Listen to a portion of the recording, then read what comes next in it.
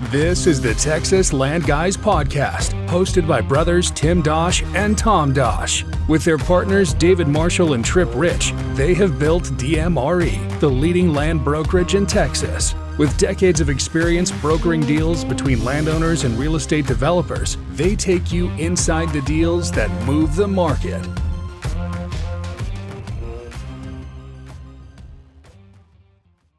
Welcome to the podcast.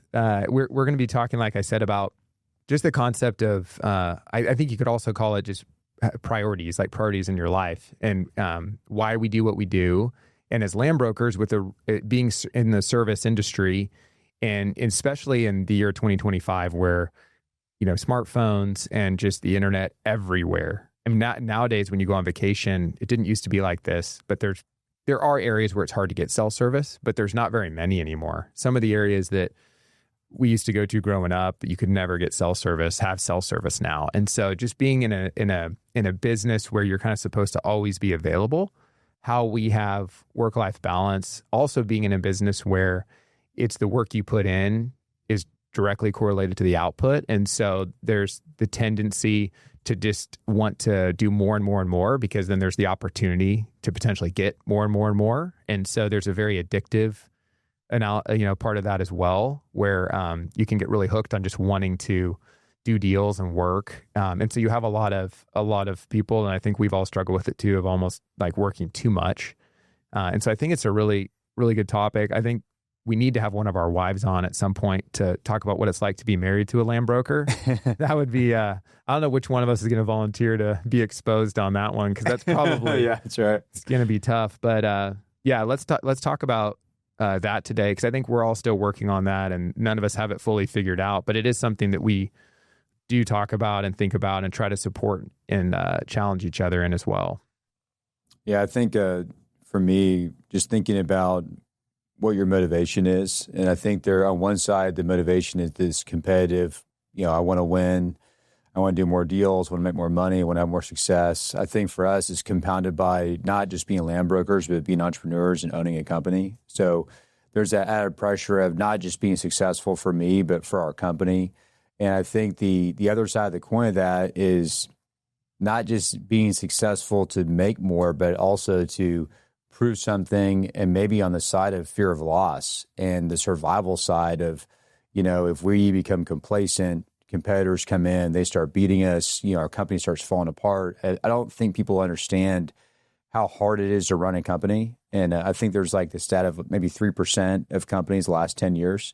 Most companies don't make it, they fail and they fall apart just as challenges come in.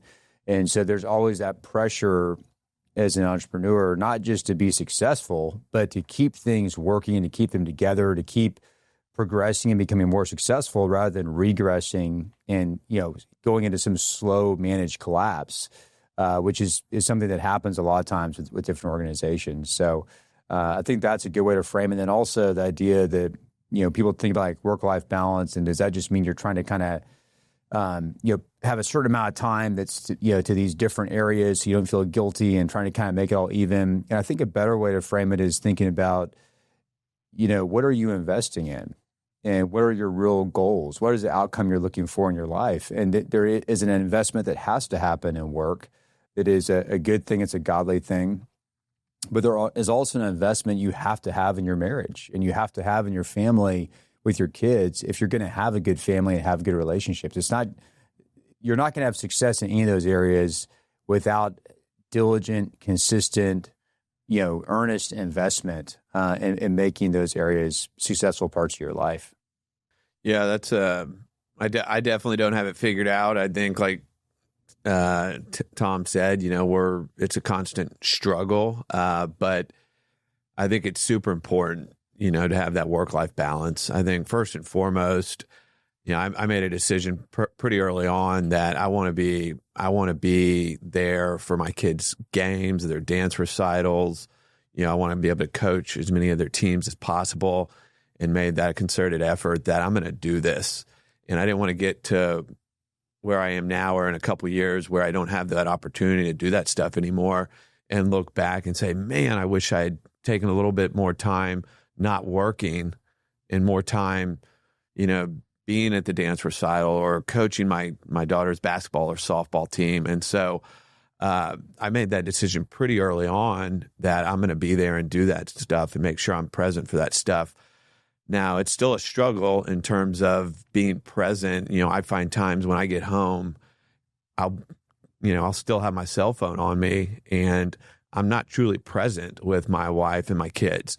And so I go back and forth where I'll be really good and maybe leave my phone in the back where I can't look at it constantly, and I am truly present. But then I'll fall into that rut again where I'm bringing it into the kitchen and we're all sitting around the table, getting ready for dinner, and I'm not present because I've got my phone checking emails. So it's a constant struggle. But one thing I do, highly recommend to people out there, make a choice, and I think it's super important to, you've got, a certain period of time to, coach your kids' sports, be at their dance recitals, be at their school plays. Make sure to go to as many of those as you possibly can, because once they're gone, you can't get them back. So that's one thing I'd strongly recommend to people out there to do that. And one thing I like a whole lot about the business that we're in, the brokerage business, it is a flexible business, and we have flexibility where we're allowed to do that kind of stuff.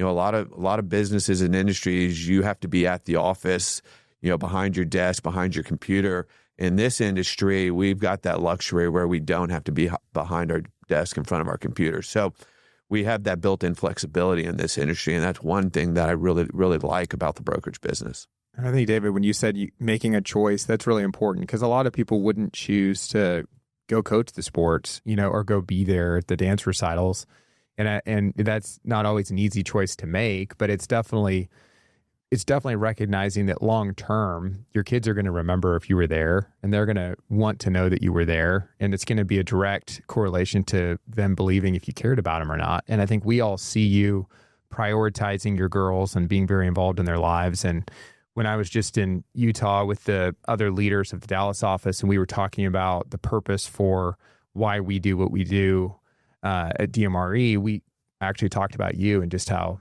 you've always been adamant, like I'm going to be leaving, certain days early because I'm going to be coaching and I'm going to be involved in my kids' lives. And we talked about how neat that was and how that's something that we all want to be like that. And a lot of the guys up here maybe don't have kids yet. Some of them have kids, and a lot of us just have young kids, but we want to be like that. And so we talked about supporting each other in a team environment so that we could be like that. And that's one of the purposes of DMRE, is being able to work as a team so that, a guy can go on a 2-week honeymoon, a guy can go on a trip to Africa or a mission trip, or they can go coach their kids' teams and know that if their phone's getting blown up, they can quickly flip that to one of the other guys on the team and say, I'm tied up for the next couple hours. Can you just handle this for me? And we've all basically said and agreed, like, we want to support each other like that. And there'll be certain seasons of life where maybe a guy doesn't have kids, so he's supporting the guys that has kids more, and vice versa. So I think that's, you've definitely been an encouragement in that area, just seeing you prioritize that. And, there's been times where, it's not the easiest thing to do too, because it's busy, but you're showing your girls that you care about them. Yeah. It's so much about, I think, our priorities and making that choice, like you guys are saying, that it's not a one-time choice, and it's not something where, once you make the decision, it becomes easier. You become perfect at it or even good at it. I think there's so many times, relating to what David's saying, where I haven't been good at it, even when I wanted to be good at it. And sometimes it's not even just your phone. It's, your wife's trying to share about her day or what's going on, and your mind drifts to a deal that, where I'm stressed out about this deal or the situation, and I have a hard time, getting that out of my mind and being truly present. Maybe it's my daughter's telling me about her day, or she's asking me a question. And it's so hard sometimes, I think, to truly be present and to truly leave work behind. And I think as entrepreneurs, there's a low-level stress a lot of times that we carry that I think if you're not an entrepreneur, you don't necessarily understand, but you carry the weight of the company and the team at all times, because there's always stuff that's happening, and there's problems and there's issues you're working on. And so I think it's the choice to prioritize it, but then it's the ongoing daily, fight and not being too hard on yourself when you fail and you're not present, or maybe you miss something you should have been there for. It's happened to me before. I've missed things that later I regret. It's like, man, what was I doing? I should have been there for my daughter's recital or whatever. But to just say, hey, I'm gonna learn from this, and I'm gonna do better next time. I'm gonna invest in a better way next time. And so I think we're all speaking from that place of, not that we have this figured out, but that this is very important to us, and that's what's really guiding us, is always to work on it and to become better at it. Yeah, I think, Tim, you were talking about motivation a minute ago. I think a big motivation for me, and all three of us went through the master's program, which is a coaching program, 3-year coaching program. And, one of the concepts there was that as you have success can lead to more influence, and you can have influence in the lives of others. And I think for me, that's a big point of the purpose that I want to have, is that we have influence for good in the lives of others. And so that's why we started a nonprofit. And it's also like, we believe that doing brokerage in a different way, that we found a better way to do it, to work as a team, to compensate differently, to support one another, to have, encourage our guys to have a good balance in their lives. Like, we don't work on the weekends. I was talking to one of our clients, and it was 4th of July, and they're like, yeah, we're working this whole weekend. We're working 4th of July, we're working Saturday. And they're like, we're going to really get caught up, and it's kind of like a little bit of like beating the chest a little bit. Like, look at what we're doing. And it's like, those guys have families, and they're choosing to go to the office and work. And the reality is, Trey and I talked about it. We're like, I don't think anything they did 4th of July weekend will matter at the end of the day. Yeah. But I think for us, like, I try not to send emails on the weekend. That's really important to me. And so if I have an important email, I'll just schedule it to go out Monday morning. But I don't want people on the team working on the weekend. Like, I want. So we had a guy that worked for us once, and he would spend like his whole Sunday afternoon like preparing for the week. And we were like, you need to be spending time with your wife and like your young kids. Like, that's a lot more important than, spending a majority of your Sunday just getting ready for the week. And so I think that as leaders too, just trying to help our people see that. And like you said, we're figuring out the ways to do it, and we're not always doing it right. But I think that even little things like that can be really important and can send a message that we want you to have time with your family. Like, we want you to invest in that. We want people to go on trips. Trey recently went on a trip, and he doesn't take very many vacations. And I was hounding him the whole day, or the whole time, like, you better be sending me stuff to do while you're out, and not be on calls and stuff, or I'm going to call your wife, and find out what's going on. And he did a good job of, disconnecting, and he still had to do a little bit because there were just a few things that he felt like he should handle. But, I think trusting one another to be able to, take things off our plate so that we can really disconnect and be with our families when we take breaks it's also a really, really important thing to be able to do. I think it'd be good to talk about maybe some of the positive things that we do with our wives or with our kids that we feel like are investments, in those relationships.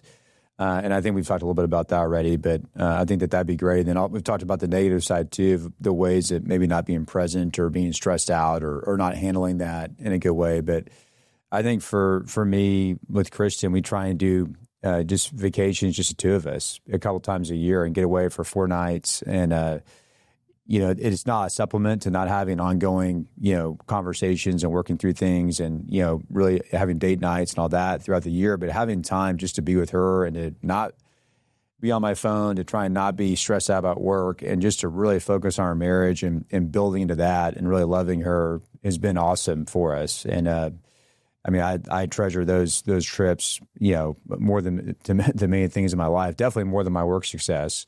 And then at the same time, just special experiences with my kids, whether it's with sports or their interests, playing with them. There's a lot of times I haven't done that like I should have, but the times that I do it, it's so rewarding. And the blessing again to have relationships with our kids. I mean, it's so amazing to get as your kids grow up and you go through shared memories with them, and they go through challenges and they go through some heartache and some hard times, and you work through those things together, or you have just the fun, silly times together. But, I think that enjoying that is so key, because it's you think about some of the people that we've seen in our business that are so dialed in with work. Like you're saying, Tom, like you're working all weekend, everything is about success, and they become very successful.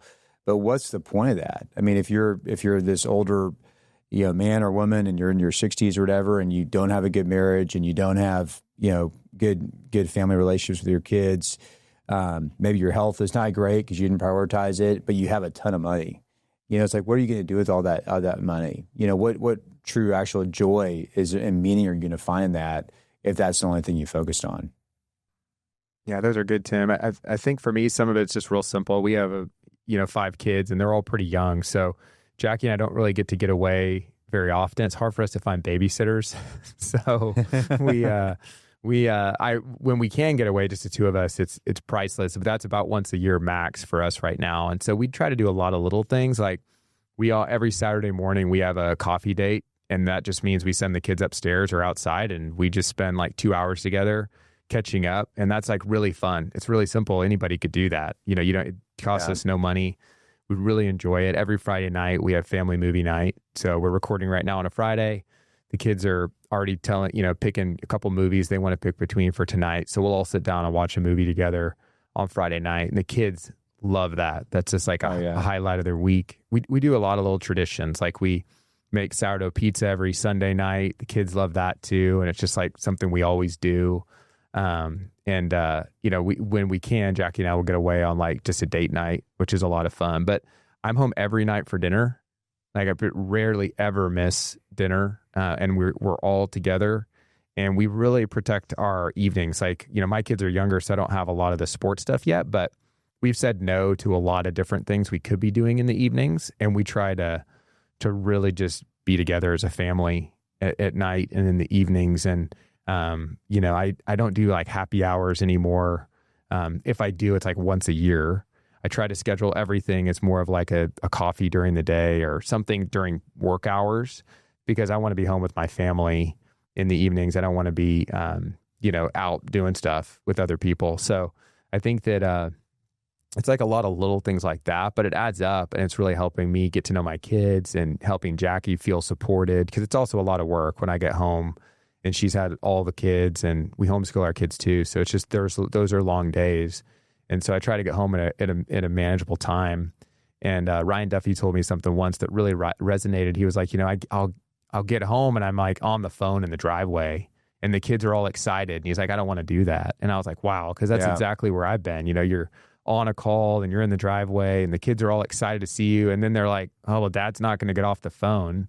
And then they go back inside, and it's like, I don't want them to be remembering that. I want to be off the phone and they're excited and they're coming out and I'm hugging them and picking them up. And so it's a lot of like little things like that, but I'm still learning what those are, but trying to make those adjustments. Those are precious moments. My kids are, a little bit older than yours. Tom, I've got an 8th grader, 9th grader, and 11th grader, but I do remember back when they were younger, around your kids' ages, and getting home from work, it was like they all rushed to the front door or back door, whichever door I was coming in, grabbing a hold of your leg, just so excited to see you. So, enjoy that, because now my kids are at the age I get home. But nobody's rushing to the door to hug me anymore. I can barely get them to come downstairs to say hello and tell me about their day. So definitely enjoy those moments while they're there. As they get older, it's a little bit different reception when you get home. What we've done is, like I mentioned, my kids, they're a little bit older, so they have their own social schedules and calendars now. So a lot of nights on the weekends, whether it's Friday or Saturday, it's just Donna and I. So we'll either order in food or we'll do a date night and go, pop into a restaurant that we like and just eat, just the two of us. So we've been able to do a lot more of that as our kids have gotten older. Another thing that, I started doing late last year, my oldest daughter said to me, Dad, I feel like we're not getting to spend very much time together. She was busy with her stuff. I was busy with mine. And she was right. We weren't getting a whole lot of one-on-one time.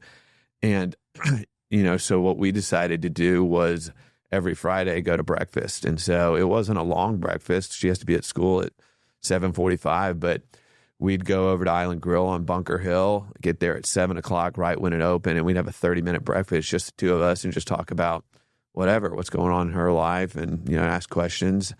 So that was really, really good. I'm really glad we do that. And I'm glad she approached me.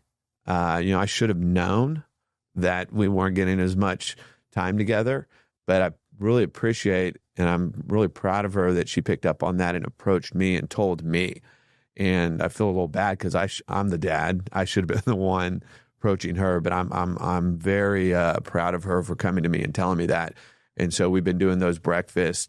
We stopped them during the summer. So now with the school year starting up, we're going to kick them off again and get them going. Yeah, you wouldn't have to twist my arm to go to Island Grill in the morning for a little breakfast taco or something. That's really cool that she approached you like that, though. I mean, that time is priceless. She'll always remember that, and you'll always remember that, those times together grabbing breakfast. One thing that kind of comes to my mind, and I think this might be more prevalent for men, and maybe it's similar for women, but I think that for men, it's not always that we need to be at work all this time, or need to put all these hours in, or work weekends, or be at the office late. But for a lot of men, it's the place where they feel confident and they feel successful, and they don't feel confident and successful at home. And it might have to do with a lack of vulnerability, a lack of emotional intimacy with their wife, with their kids. Really developing those relationships takes humility, and it takes vulnerability, showing people who you really are, and owning up to your mistakes. It takes saying you're sorry, when you don't treat your wife right or don't treat your kids right. And work is a form of escape for a lot of people. And it's a great excuse because it's like, hey, honey, I got to be at the office. I got to be, this Saturday, I got this is important. I got to do it. But the reality is you're really just hiding from really being there and being connected with the people that you're closest to, because maybe you don't know how to do that, or you don't want to do the hard work. Because when you've been married for a long time, I think we've all been married for over 15 years, maybe close to 20 years at this point. There's a lot of rich memories and great times, but there's also hard seasons that you've been through. There's hard things that have happened. And when you turn towards a relationship like your wife or your kid, there's hard work there that has to be done. And I think as men, we can sometimes shrink back from that deep work and owning up to things and working through them. And like I said, we may feel less successful in those areas, where in work we have people praising us, we have people giving us a pat on the back, saying you're the greatest, you're the best. We have the reward of I just closed a big deal, I feel great about myself. And so I think that's something to really watch for is, am I escaping the things that are most important with this work situation that's not really giving me what I ultimately want in life? Yeah, and work has such an immediate payoff a lot of times too, where you can go and work on some deal, Saturday morning, or feel good about getting an email out. And a lot of the things related to our families can just kind of be hard and feel like you're just cleaning up or, whatever it is. And you're like, what am I really accomplishing here? And being a parent is hard, and having several kids and trying to, discipline them and just disciple them and help them grow and mature. And, remember how we all were when we were young and how much we needed somebody there just to help us, and to help direct us. And so it's hard work. I mean, at the end of the day, I think we all kind of joke about it. We'll joke with clients about it. Like, it's easier than being at the house. And it is like being at the office it's easier. And sometimes you go on vacations, probably normally when you go on vacations with your family, that it's actually like more work than coming into the office and getting your coffee and going to your desk and just kind of dialing in, or going to lunch meetings, or being on calls, or, whatever it is. So there's definitely that aspect of it too. Yeah. There's a lot more validation at work. There's obviously, we've talked about, there's tough times, and sometimes people are mad at you, or there's issues, but there's a lot of validation in work, and there's maybe some ego and pride in what we do. And when you're working with a little 2-year-old or 3-year-old and you're cleaning up after them, or you're wiping up some mess on the floor, or, clean up, throw up, or whatever happens when you're a dad, you don't always get that validation. Your kids aren't going to always give it to you in the moment. Your wife, maybe she's stressed out and she's dealing with her own things. She's not going to maybe give it to you the way you want it. And so that's where it takes a others focus and kind of a servant heart of saying, you know what, I know that they're not able to give me what I want in this situation, but it's important that I give them what they need and love them and serve them and show them that. And it's just a very different kind of way more rich long-term, but like you're saying, not like the immediate payback that I think sometimes as men we can be motivated on. And that I'm speaking as to men just because that's my experience. I don't know as much about women. I'm sure that they struggle maybe in the same ways. But I think that's a good thing to kind of think through as you're thinking about, where am I investing and am I happy with how I'm investing my time and my energy? Yeah, if you have the mentality of I'm giving or helping or serving because I want something in return, that's not the right mentality and your heart's not in the right spot. You should do that just out of, the joy and love of giving. Yeah. But it's hard. It's hard. Mm-hmm. We're all saying these things, and like we mentioned earlier, it's a constant struggle, and we struggle with them all on a daily basis. I was going to say that the other aspect of this, so there's family, there's work, but then all of us are really involved just in the community too. And so I know we all serve on different boards for different organizations. We started our own nonprofit. Do you guys want to kind of talk at all about, just some of the things that you're doing, involvement in church? I know we're all involved with our churches as well and meeting with our pastors and trying to help with, our churches are going through expansions right now and capital campaigns. And, so there's a lot of different things that we're doing, but that's another aspect of, I think, trying to use what we've learned in the business and just what we've learned as entrepreneurs and leaders and wanting to, build relationships outside of the work context too, that don't necessarily have any direct benefit back to what we're doing at work, but where we're able to just help the community. You want to hit that, David? Yeah, sure. I think that's super important to give back, whether it's from a monetary standpoint or a time standpoint. And I think probably given kind of the, all of our situation here, I think time is probably, I would think I would consider more valuable, in my life right now than monetary. They're both, you need to be doing both, giving back monetary and time. But, a big commitment for me right now in my life is, I'm the chairman of the chairman of the board for the Chapelwood Foundation, which is the foundation for Chapelwood United Methodist Church, which is where my wife and I and our kids go to church. And it's an extension of the church, and it's the foundation where they give to community organizations, global organizations, and they have a scholarship program. So that's a big time commitment for me right now. And then also I sit on the board of the Star of Hope, which is a local nonprofit that serves the homeless. So those are two ways that I am serving outside of work, and I've made a point to make those commitments in my life to help out and give back. Mm-hmm.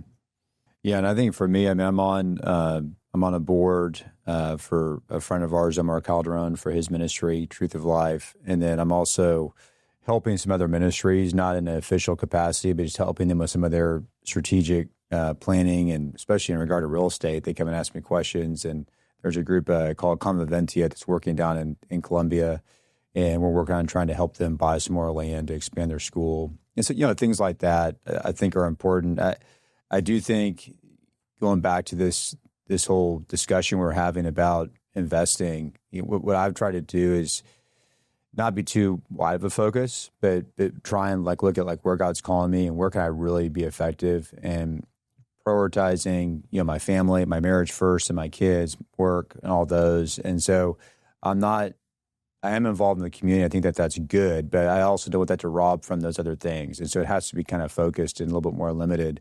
But I'm also helping coach, my son's football team and at school. So, there's things like that. I think, relationships, again, not to focus too much on men, but men tend so much to isolate themselves, and having good male friends, just like for women, having good female friends, a good social group to be encouraged and supported, just have fun with, is so critical. And then, serving and using, there's nothing better that's more exciting about using our skill and experience in real estate to help a ministry or a nonprofit with their real estate needs, because we can add so much value and really help them. So that's really fun when there's that opportunity. I think that's good, Tim. I think you shared a couple of really important things there. We have to be focused, strategic. we have to have priorities. We can't do everything, so the choice that Jackie and I made to have a big family, that's going to limit us maybe in some other areas because we need to be invested in our kids and our family. And, if I'm gone every night trying to serve on some ministry board, that's not going to be good for my marriage or my kids. And so not feeling guilty about that, because we all have capacity issues, but just really thinking and praying and talking with our spouse about like, what do we care about? What's really important? So Jackie and I we have like a giving statement. So the things that we want to support ministry wise, nonprofit wise, that are important to us to get back to. And then we're going to be limited again, capacity wise. So when we are going to do like service projects or go serve, like what are those going to be? And there's going to be seasons of life. Like right now, I'm spending a lot more time trying to really be there for my kids because they're young. Like you said, David, your weekends are more just you and Donna now, and that'll be Jackie and I someday. And right now it just looks a little bit different. So we try to be really strategic with that and with what we're doing. And one thing I've found, unfortunately, going through the master's program, I was 25, I think, when I started that program. It was 3 years, and just being introduced to so many incredible like business leaders that also went through the program, because most of the men and women that go through that program are kind of like midlife, so 45, 65, somewhere in there, have had a lot of success and got connected to a lot of different CEOs and then just ministry leaders. It's incredible when you get to network, with people like the Greens, the Hobby Lobby family, and have traveled with them and seen the work that they do and how they have built Hobby Lobby into such an amazing business. But then they do so much on the community giving back side. Like they're very passionate about every language in the world having scripture in that language. And so they're like groundbreaking in that, in the Museum of the Bible and a lot of the things they've done.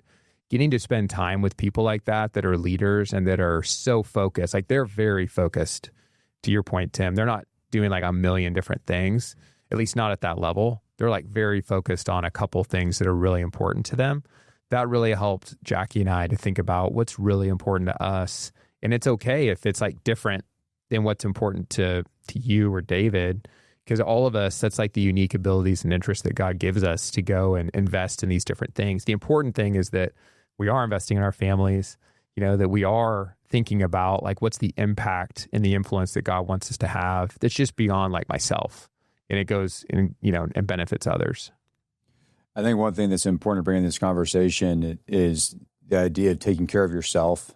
And I think you think, I got to be investing in work and my family and my marriage, my kids, but you create the physical margin to do that by getting sleep at night, by exercising, learning how to manage stress. There's so much stress for us in our business, and then there's just stress in marriage, there's stress in, having kids and all that kids' activities. And so, if you're not taking care of yourself, you're not eating healthy, you're not, getting a good workout in a couple times a week, you're not really, balancing out your nervous system with some healthy stress. You can be resilient when you have life stress. I think you're really going to have a hard time, being able to have balance and being able to be present and handle things in a healthy way. I mean, when I'm working out and I'm disciplined to get good sleep, and then there's an argument with my wife or there's an issue with the kids or whatever it is, I can handle it so much better than when I'm not working out, I have had poor sleep, maybe I'm not eating as healthy, and I tend to not have that margin to be able to respond in a way that's healthy in that moment. That's the loving way, where the way I should be showing up in that relationship. I was going to mention, Tom, if you don't mind kind of sharing the concept we learned in the master's program of margin, and that the way that they use that term, I think it's a really kind of good way to think about it, creating margin in your life so that you can really invest wisely in these different areas. Yeah, I mean, I think they talk about it a couple different ways. One of the things I definitely remember is the concept of time leadership over time management. So instead of kind of being reactive in the way that you manage your calendar or manage your time, really trying to be proactive and take leadership of your time. And so they talk about having like breaking your schedule down and having like Sabbath days, which would basically be just like days where you're just completely taking a break. And so they encourage you to like quarterly try to like, do like a day or two where you're really just completely getting a refreshment. And so that could be like a trip or something like we've talked about earlier. But even like weekly, we need to have those times when we're not just constantly thinking about work. And so the concept of the Sabbath time is really good. And then they have the concept of, I think it's like strategic time. I can't remember the exact term, but basically where you set aside time to really think more about like working on the business instead of working in the business, thinking more about like working on your life and being strategic about where's my life going and like goal setting than just like, what do I have in front of me that I have to do? Even strategic, like when you're scheduling meetings, you know, because a lot of us, it's just if you say yes to everything and then suddenly your schedule, all of us could almost get like nothing done and just be busy all the time. And so it's a lot of trying to figure out like, how do I proactively schedule my calendar so that I'm leading my time. I'm not just managing all the requests that are coming in. And then that creates this margin, and you're trying to find margin in time with your family, work, and just the different things that you're interested in. And so that could be like one of the concepts is having a best day with each of your kids every year. So like going and doing something with your kid or having like a milestone. So, you know, a kid turns a certain age and you go on a trip or do something together or let the kid, you know, pick that trip. Those are just things that you're kind of like intentionally thinking about and prioritizing like you do with work, but you're doing it with other parts of your life. And if you don't do that, it's just not naturally going to happen. If you allow life to just happen, you'll just react to everything. And then ultimately you'll get to the end of that and you'll have just been really busy and you won't have made progress in the areas that were most important because you never defined what those were. A great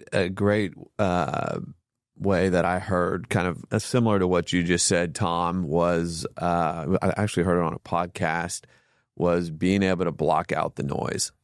And that's very difficult for people to do. It's like you said, you're responding to stuff coming in, but if you have, I want to accomplish these 5 things today, that's the goal. And just being able to block out the stuff that's coming in and what they called it noise. And I think most people, they say, really struggle with that. And they'd say like something like 70% of their day is taking care of the noise. Yeah. And then you've got, and the 2 people they mentioned in this podcast was Steve Jobs and Elon Musk, where their day consisted of, you know, only like 20 to 30% noise, or even less, I think, for like Elon Musk. But I thought that was a very interesting way to kind of word that and phrase that, which kind of made me think of that when you were talking about the margin. Yeah, and what's popular today is, you know, no off days, beast mode, you know, work on weekends. You see a lot of this on social media, just, you know, almost like there's a negative connotation with work-life balance because it's been overused. And so people make fun of it. And there's a lot of people that want to tout like, I'm not into work-life balance. I'm just going all out. You know, I'm just, you know, taking no prisoners. And that's such a short-term focus. And I think it can be so unhealthy, you know, and not to be critical of anybody. Everybody makes different decisions. But what we're talking about is long-term healthy living, you know, that's going to have a result that I think you're going to have more joy and a reward for this kind of approach as you age, as you go through different life experiences, life cycles, in your business and your relationships. It's going to be such a richer way to live. And there's a famous book, and I'm blanking on the name, but the idea is what people say when they're dying. It's like the 5 things people say when they're dying, and it's the regrets that people have. And it's always, I didn't spend enough time with my kids. I didn't spend enough time with my wife. I spent too much time at work. It's basically, I lived my life for the wrong things. And I'm looking at my life now, and like you said, Tom, earlier, you know, working weekends and we're not saying that that's wrong all the time. There's scenarios where it could be okay, but so much of what's urgent and what is, we have to do this. This is the biggest deal. This is the biggest client. This is the biggest whatever, is not going to matter. And it probably won't matter in a month or in a year versus the end of your life, you know, but, it's sad that so many people live for the wrong things. And what people normally are thinking about as they are passing away is the most important special relationships. And so I think what we're saying is making sure that you show up for those in your life and you prioritize those, and having it be a constant priority that you constantly choose every single day and you work on and you get better at. And I love what you said, Tom, about, it could be going to Mexico with your wife, but it could also be having coffee with her and just talking to her. So much of this is free, and it's about just spending time and being intentional and taking steps to move towards people and to give them yourself, to show them your true self, and to be in that relationship. And it doesn't have to be some big, gesture or something like that. So, yeah, I was going to say, just to maybe end here on taking care of yourself. And we started, on the hot mic with you doing sprints.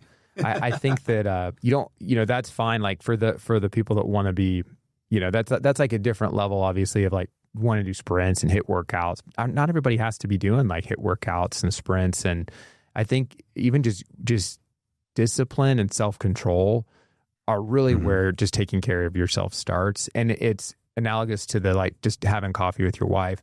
If you'll get sleep, just prioritize. Don't stay up late watching TV because it's just not good for your body to do that.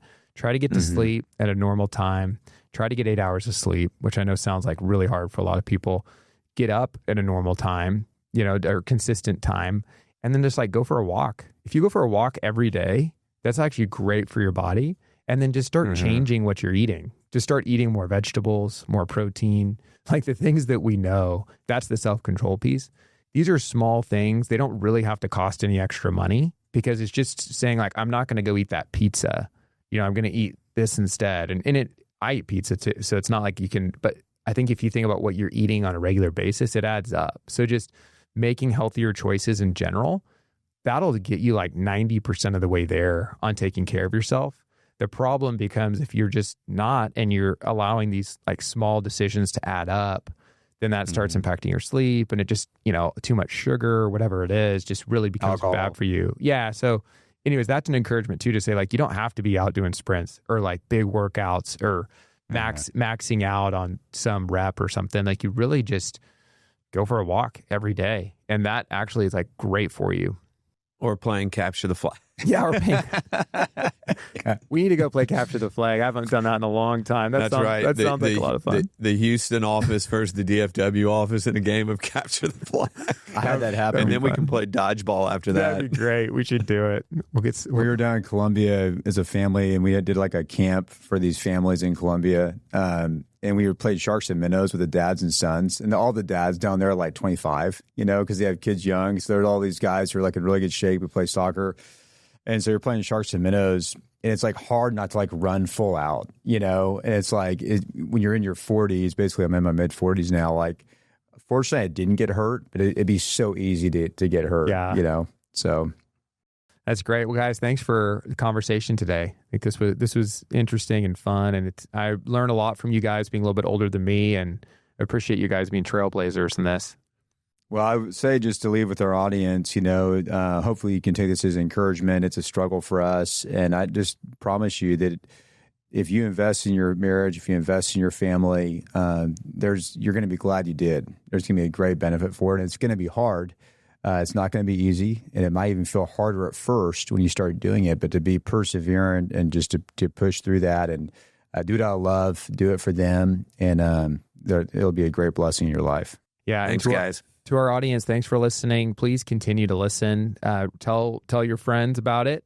And please leave us a review on Apple or Spotify or wherever you're listening. And send us any questions that you have. Thanks for listening. Thank you for listening to our podcast today. If you have questions about land you own in Texas, send us an email at texaslandguys@dmre.com and follow us on LinkedIn to stay updated.